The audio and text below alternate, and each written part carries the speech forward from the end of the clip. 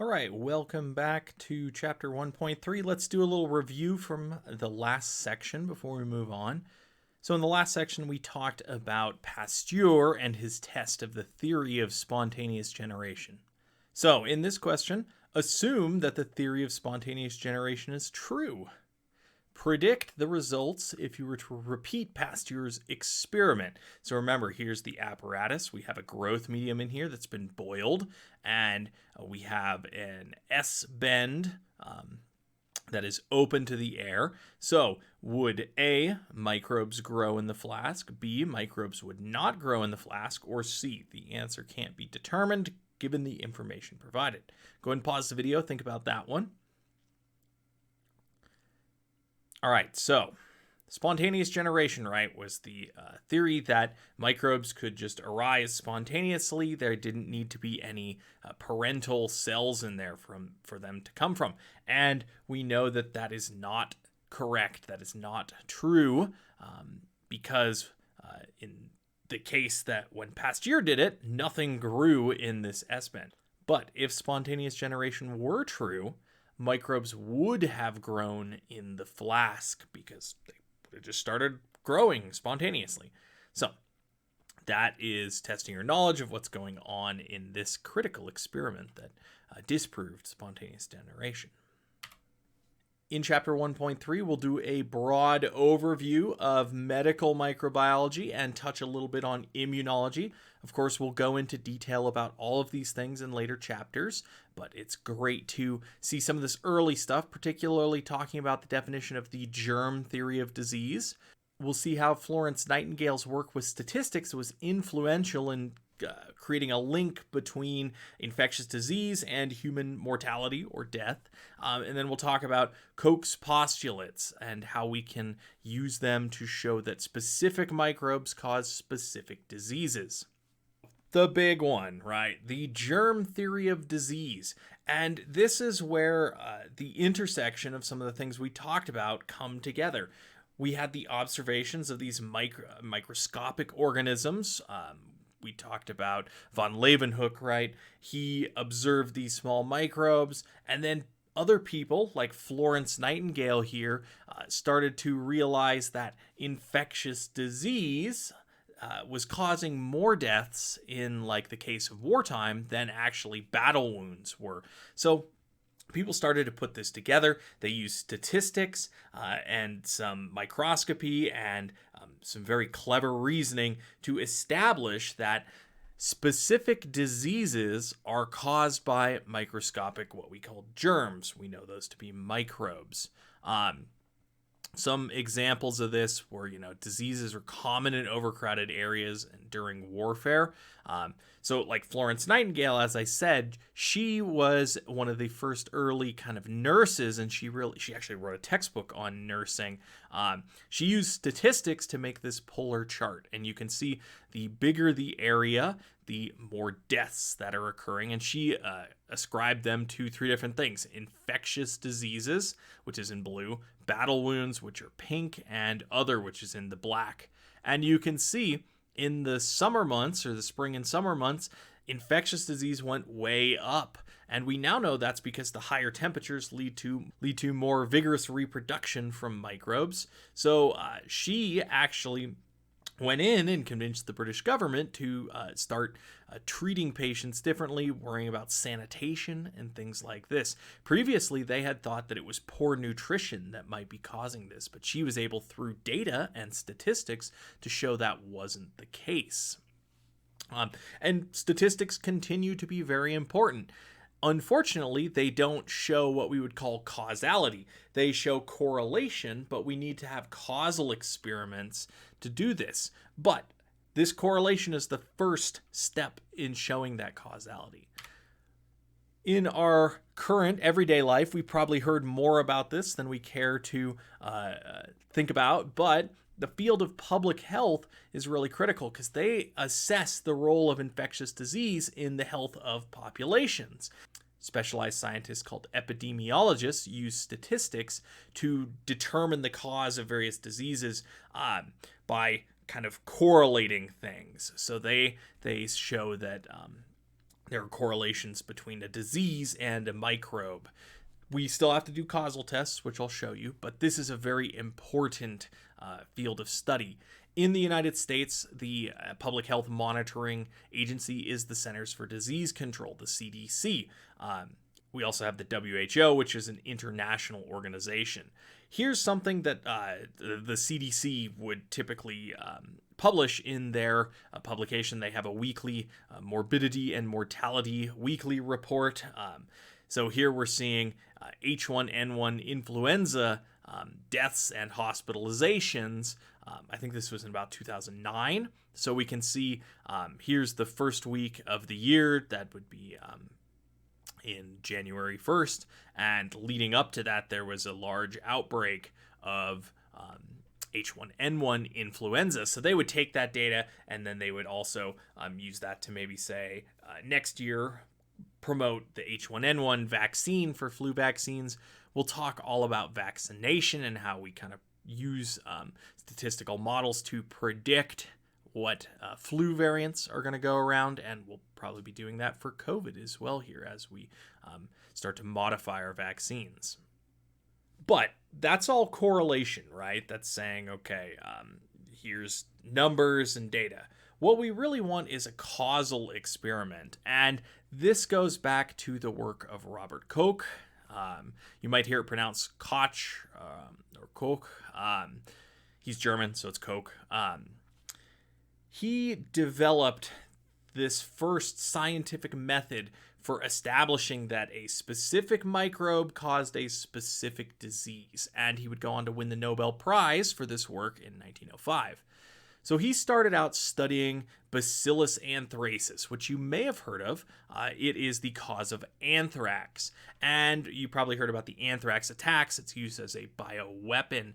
But anthrax, actually, Bacillus anthracis, is naturally occurring and has been a problem for hundreds of years, particularly for farmers, because this particular bacteria can form a tough, resistant endospore and live in the soil for long periods. And then farmers go along and they plow their fields and it kicks up in the dust and they can inhale it and ultimately die from the infection. Also, it infects livestock a lot, cows, sheep. Koch was actually interested in Bacillus anthracis because of the economic hardships that could happen in communities when there were epidemics of anthrax.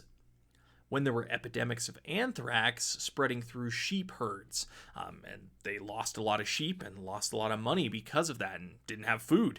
So he was interested in establishing this link between Bacillus anthracis and the disease anthrax, which has a lung version and a skin version. So he took Bacillus anthracis and used it to demonstrate what we call the chain of infection. Infect one rabbit with it and showing that the blood of that dead rabbit could infect another live one. And there's very specific criteria here that we'll get to in just a moment. But showing this chain of infection requires kind of direct evidence that that specific microbe caused the disease.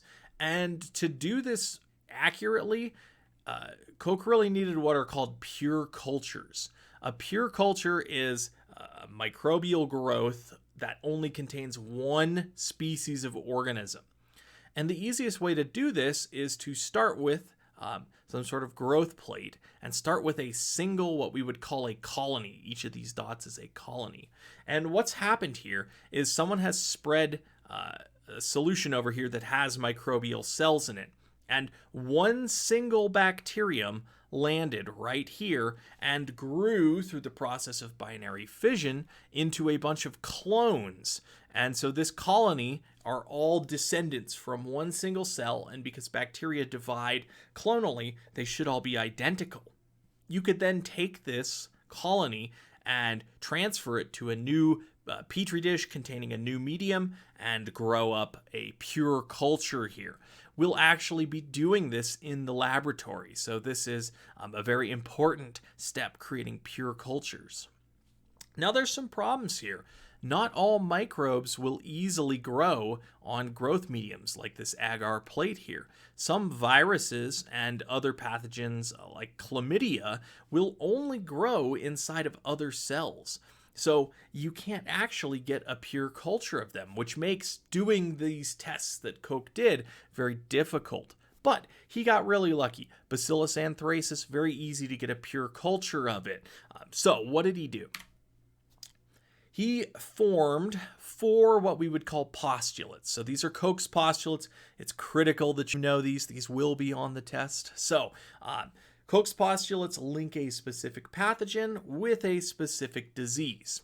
So the first one is that the microbe that we think is causing it needs to be found in all cases of the disease. I think this is a pretty obvious piece of logic, right? If only 50% of the people with the disease have the microbe that we think is causing it, that doesn't really make sense. So in all cases of the disease, we have to be able to find the microbe.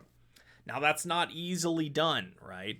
We'll see some limitations of these postulates in a moment, but let's assume he can do that. And in this case of Bacillus anthracis, he was able to do that.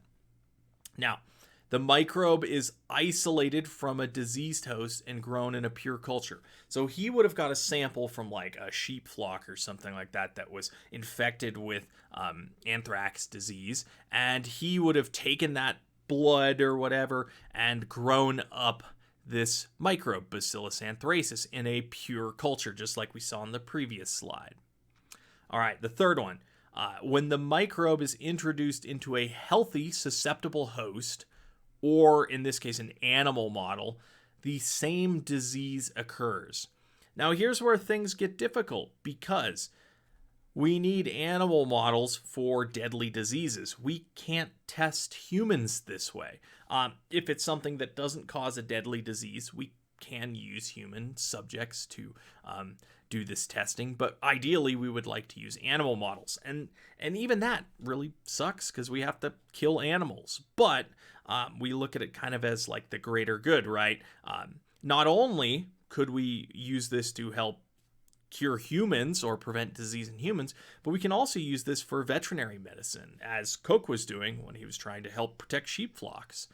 So when introduced into a healthy susceptible host, the animal model in this case, the same disease occurs.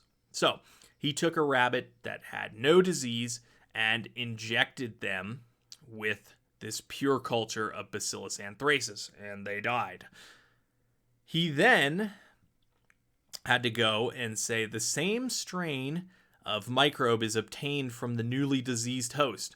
When cultured, the strain should show the same characteristics as before. So he took the dead rabbit's blood and was able to culture the same Bacillus anthracis out of it.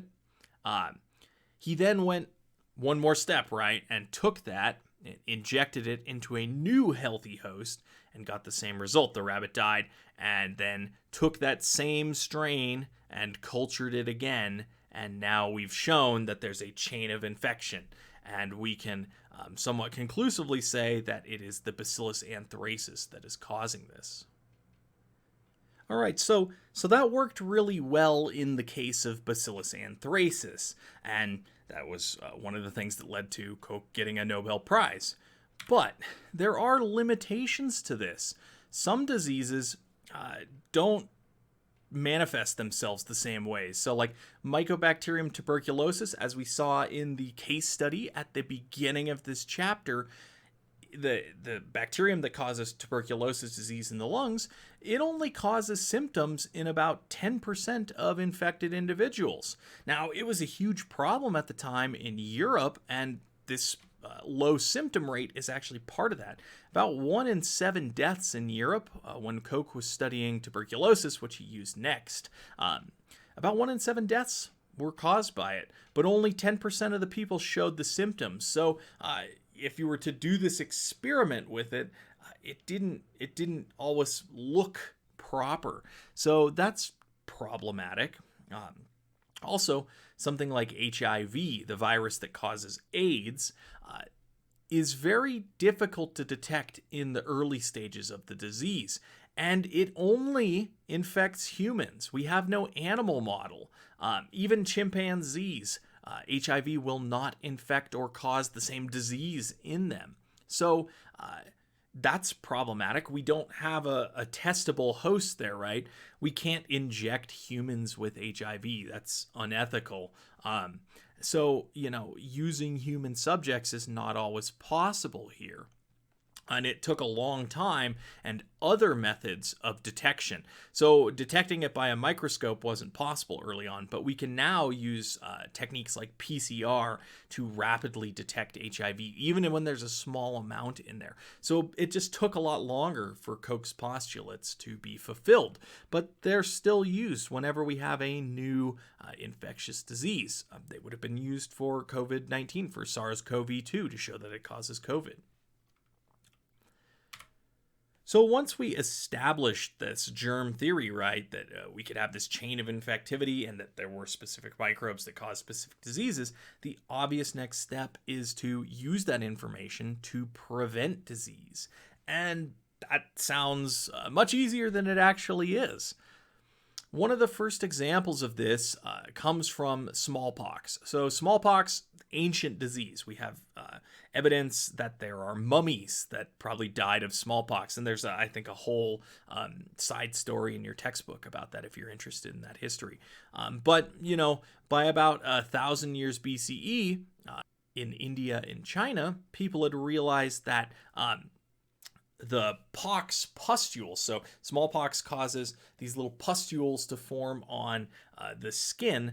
If you took some fluid from those pustules and applied it to another individual that was healthy, it might be able to give them immunity to smallpox. Now, there's some problems with this. We really need the virus that's in there. They didn't know it was a virus, but we do now. We need that virus to be degraded or attenuated. So it was best if you took the pustule material and kind of let it sit around for a while and let the virus die. But then you could rub it on the skin of another person or into a wound, and it would give them immunity. And we'll talk about how in a moment. And in the 18th century in Turkey, Lady Mary Montagu, who is the wife of the British ambassador, saw this practice being done in Turkey. So it spread from India and China out to Turkey. And she actually brought the practice back to England. She had this done on her own child. And one person who was interested in this was Dr. Edward Jenner. There was also, at the same time, claims from milkmaids that if they got infected with a similar disease called cowpox, that they became protected from smallpox. And Jenner was interested in this as well. So we took those kind of two methods of immunity, and he hypothesized that if he took fluid from cowpox infected pustules and injected it into humans, that it would create immunity to smallpox. And he called this process vaccination because the Latin word for cow is vacca.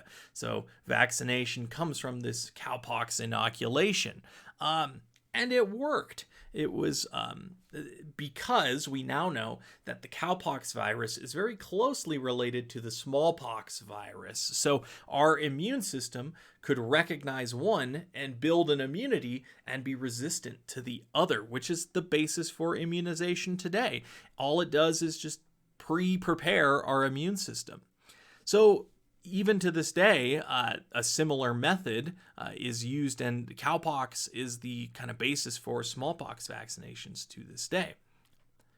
Now, after this had happened, Louis Pasteur, who we've heard about already, he was interested in vaccination as well and disease, and he was working with bacteria that infected chickens and caused chicken deaths. And that's bad for chicken farmers because it kills your flock. You get no money, right? You have no food.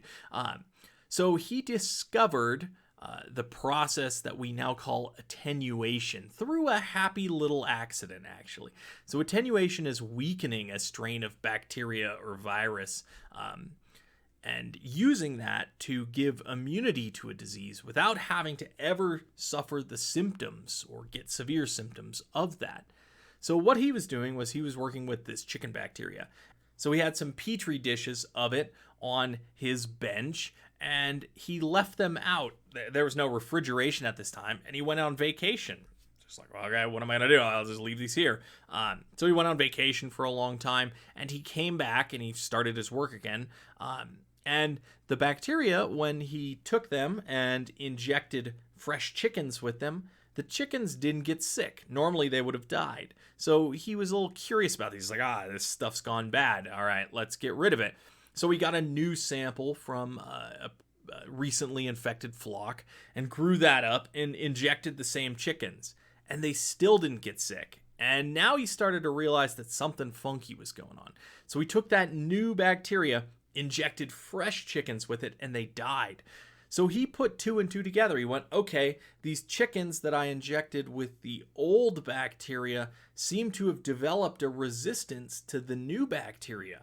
And he hypothesized that somehow it had activated their immune system. Again, we'll get into the details of that later in this course about how the immune system works. But even then, right, he understood that this process of attenuation, that leaving it out on the counter, had somehow made it not able to cause disease, but there was still stuff there that could cause an immune reaction and build the immune system response to it. So this process of attenuation has been very critical in creating vaccinations, and he would use this process of attenuation to create his most famous vaccination, which is the rabies vaccine. So everyone is scared of rabies, and it was very common at the time. Rabies is particularly terrifying because once you're infected with it, you don't die instantly. It's a long progression, but there's nothing you can do for it, and your mental faculties degrade and things like that. So he created a process where he could take the rabies virus and heat attenuate it over a series of steps and then create a vaccine. And survivors of rabies actually went on to found the Pasteur Institute, which is one of the premier microbiological research institutes in the world. So this is one of his most famous contributions. So this heat attenuation is great. It's been used for a long time, but actually we now have better ways of making vaccines. So for our COVID vaccines, we use DNA technologies that allow us to only use non-infectious parts. The problem with a heat attenuation is it's not always 100% perfect. Sometimes the virus still can survive and you get symptoms and the disease is actually replicating in you. So now with DNA technologies, we don't have to use any of the virus or bacteria. We can just use the parts that create an immune response, and you never have to get the disease and have all the complications that comes from that. So attenuation is great, but we have better techniques now. So we have some very specific terms here, right? Certain molecular components of pathogens that will generate what we call immunity. Immunity is resistance to a specific disease. So it's actually specific molecular parts of the pathogen that build this immunity. Our immune system recognizes those shapes and responds to them. So immunization, or vaccination, is just using our own immune system to pre-recognize this without ever having to get the disease. And so immunization is, by definition, the stimulating of an immune response by inoculation with an attenuated pathogen, or in our modern case, part of a pathogen, some of its protein or something like that. All right, so that was one part of preventing disease, right, was immunization. Another part is controlling microbes on surfaces and, in fact, inside the body. So this is where we have the idea of antiseptics and antibiotic control of pathogens.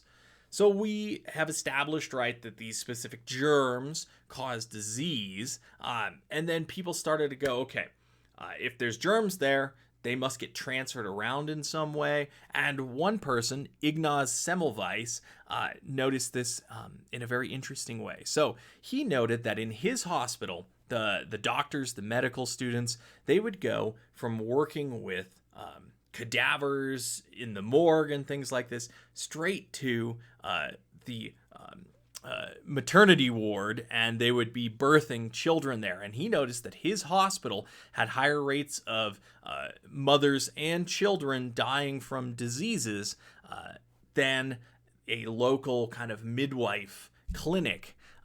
And he thought maybe there was some correlation between those doctors working with dead bodies and then going straight to delivering babies that might cause that. So he thought maybe microbes were being transferred in that process. So he suggested that they use what we call an antiseptic. An antiseptic is a chemical that kills microbes on living tissue.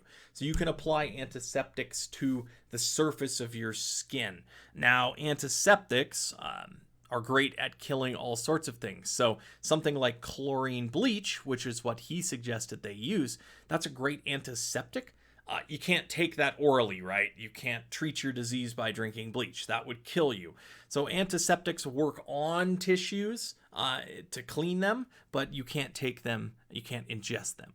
So he suggested the doctors do this chlorine bleach rinse of their hands, wash their hands essentially, before they delivered the babies. And he noticed that the mortality rate of mothers and children went down after this occurred.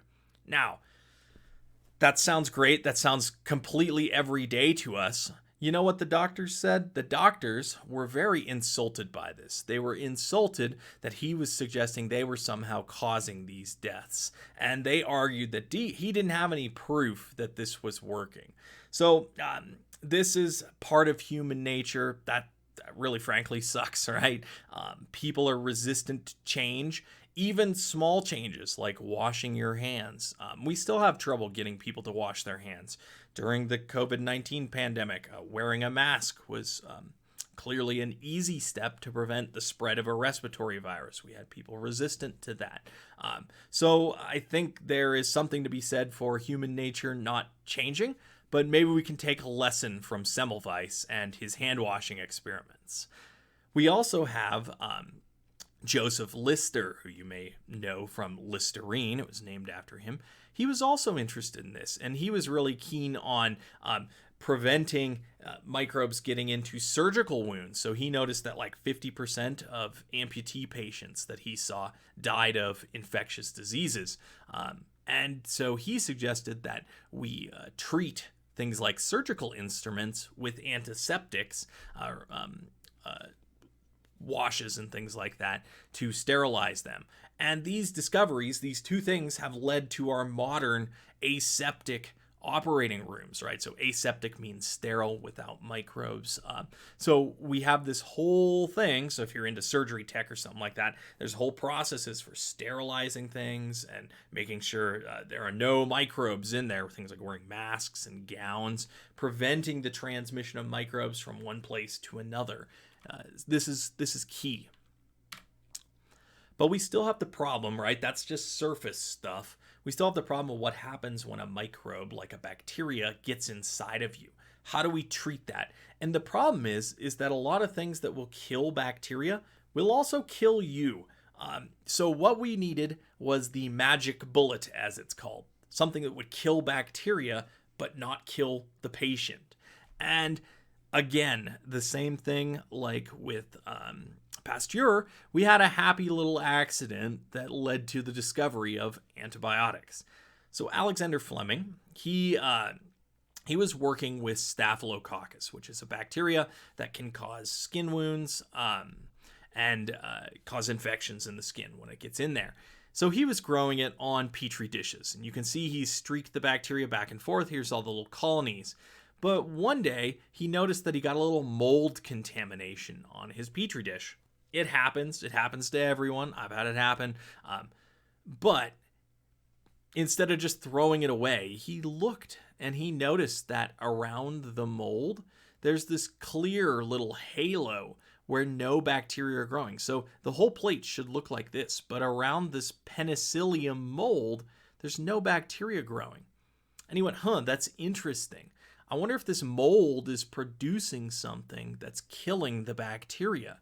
And he shared this information, and two chemists, Florey and Chain, they actually purified the chemical coming from the mold, and they named it penicillin. And this gave birth to the modern pharmaceutical industry. Penicillin was our first antibiotic, and an antibiotic has a very specific definition. It's a molecule that will kill only bacteria, leaving host cells unharmed. That means it can be taken internally. Now, these antibiotics, they come from nature, right? This is an example of microbial competition. The mold creates the antibiotic to kill bacteria, so it can compete for resources. So this is one example of why looking at like microbial diversity and biodiversity as a whole and preserving that biodiversity is so important. Pretty much all of our antibiotics that we have come from natural sources. So we just look in nature and we find this stuff and then we steal it. Sometimes we improve it. In fact, a lot of times we do. But there are downsides to this. This worked so well that antibiotics seem to be a magic bullet, but they're not immune to evolution. So we are seeing the evolution of multi-drug resistant strains, like we saw in the original case study with the tuberculosis. Drug-resistant strains are evolving because sometimes we use antibiotics improperly. And we'll talk more about this in later chapters, but there is a molecular arms race going on. We find an antibiotic, we use it on bacteria, the bacteria evolve resistance to it, and now it doesn't work. So we have to find a new antibiotic. It kills the bacteria for a while, but they might evolve resistance. We got to find a new antibiotic, so it's back and forth, and very problematic. So antibiotics, awesome. They have presented. Antibiotics are awesome. They've saved countless lives, millions, probably billions of lives at this point, but we have to use them properly. Finally, we have the discovery of viruses. Viruses are problematic because they're so small. Bacteria are relatively big compared to viruses. To see a virus, you need an electron microscope. So until we developed those in the early 1900s, there's no chance of really identifying them. But people noticed that they could try to sterilize things by passing it through super small filters that would filter out bacteria. But some individuals noted that certain diseases like tobacco mosaic disease, which is here, you can see this kind of mottled leaf, that was a huge important thing because it infects not just tobacco, which was a huge cash crop and still is, but also things like tomatoes and stuff like that. It basically destroys the leaves and you get less production from that. So they noted that they could filter the stuff, which should remove all bacteria, but they could still get infectious particles moving through. And they named those particles viruses. And it took a while, but finally the viruses were crystallized by Wendell Staley. He had to process 4 tons of tobacco leaves to get enough to see this, but he recognized that there was a non-cellular agent in there. Viruses are so small, remember, they're just made up of proteins and genetic material. Today, we have huge problems with RNA viruses like HIV, influenza, and the SARS-CoV-2 virus. They're super difficult to treat. Antibiotics don't work on them. We have to find other drugs. And because they're so small and so simple and rely on host cells to reproduce and have high mutation rates, we see very few drugs that actually work. We've only had for a short time COVID antivirals. It took a long time to develop those because they're so hard to find. So viruses are a continuing problem and we don't have a lot of drugs to treat them. So the best method is prevention. All right, 1.3, that was a doozy. We went through a lot of history there, but very important. We had things like Florence Nightingale. She statistically kind of quantified the impact of infectious diseases on human populations. Koch established his pure culture techniques, and there's more about how he did that in the book if you're interested in how microbes are cultured. We'll talk about that in the lab, though, too. Using his Petri dishes and the agar medium on there, he was able to pure culture it and then set up his postulates, which you should make sure you know, to show a causation between a microbe and a specific disease. Meanwhile, Edward Jenner, he established the practice of vaccination, originally using that cowpox to prevent smallpox infection. So using a non-deadly disease to prevent a deadly disease. And this would go on, and Pasteur would develop his own vaccine for rabies. Semmelweis and Lister, they showed that antiseptics could help prevent the transmission of pathogens from doctor to patient, or from equipment to patients. Fleming happily discovered that penicillium mold generates substances that kill bacteria, and then Florey and Chain were able to purify that into penicillin, which was our first commercial antibiotic and saved thousands of millions of lives. All right, that does it for chapter 1.3.